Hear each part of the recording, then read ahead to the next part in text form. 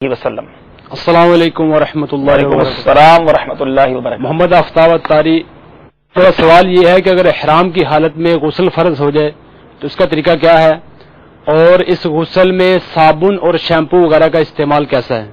جزاک اللہ خیر۔ جزاک اللہ خیر۔ آفتاب بھائی آپ کو آپ کے سوال کا جواب دیں گے۔ جی حضور، اگر غسل فرض ہو جائے احرام کی حالت میں تو کیا کرنا چاہیے؟ احرام کی حالت میں اگر غسل فرض ہو جائے تو غسل کریں، احرام کو کھول دیں۔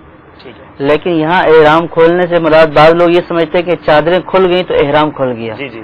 چادروں کے نہ تو اوڑھ لینے کا نام احرام ہے، نہ ہی ان کے کھول دینے کا نام احرام ہے۔ احرام کی نیت کرنا یہ حقیقت میں احرام ہے، لیکن اس کے لیے جو شریعت نے لباس مرد کے لیے متعین کیا ہے وہ یہ دو چادریں ہیں۔ لہذا اگر کسی کے اوپر غسل فرض ہو گیا تو وہ ان چادروں کو اتار کر اپنا غسل کرے۔ لیکن غسل میں جب حج میں آپ احرام کی حالت میں ہوں، غسل میں میل چھڑانا، یعنی کہ ایسا مل کے غسل کرنا کہ جس سے میل چھڑائے، یہ مکروہ ہے، ناپسندیدہ ہے۔ کیونکہ پہلے بھی میں نے عرض کیا کہ بعض لوگ جیسے آپ بیان کر رہے تھے وہاں پہ خوشبو لگا رہے تھے، تو شاید لوگ یہ سمجھتے ہیں کہ مسجد الحرام شریف میں آ گئے، اب پسینے کی بدبو آ رہی ہے تو کیا مسجد میں ایسے پسینے والی بدبو سے چلے جائیں؟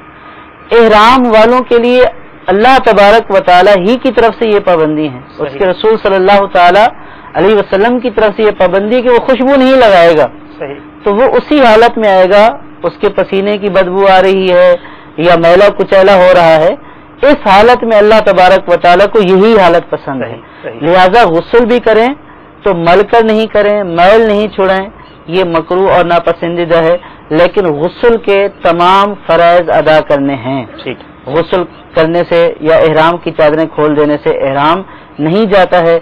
صابن کا استعمال کر سکتے ہیں، شرعاً اس میں کوئی حرج نہیں، لیکن یہ نیت نہ ہو کہ اس سے میل چھڑائے۔ ہاں، میل چھڑانے کی نیت نہ ہو۔ ٹھیک ہے، امید ہے کہ بہت کلیئر ہمیں جواب مل گیا ہوگا، اور واقعی جس طرح بتایا کہ یہ جب اللہ تبارک و تعالیٰ کی طرف سے حکم ہے، شریعت کی طرف سے حکم ہے کہ اس میں میل نہیں چھڑایا جائے گا، بلکہ میلے کچیلے حاجی جو ہے، گرد آلود بال والے کی فضیلتیں ہیں کہ وہ اللہ تعالیٰ کو پسند آتا ہے کیونکہ وہ اس حالت میں ہوتا ہے، تو الحمدللہ حاجی اس واقعی اس پوزیشن میں وہ ہو جاتا ہے اور اس کی برکتیں وہ حاصل کرتا ہے۔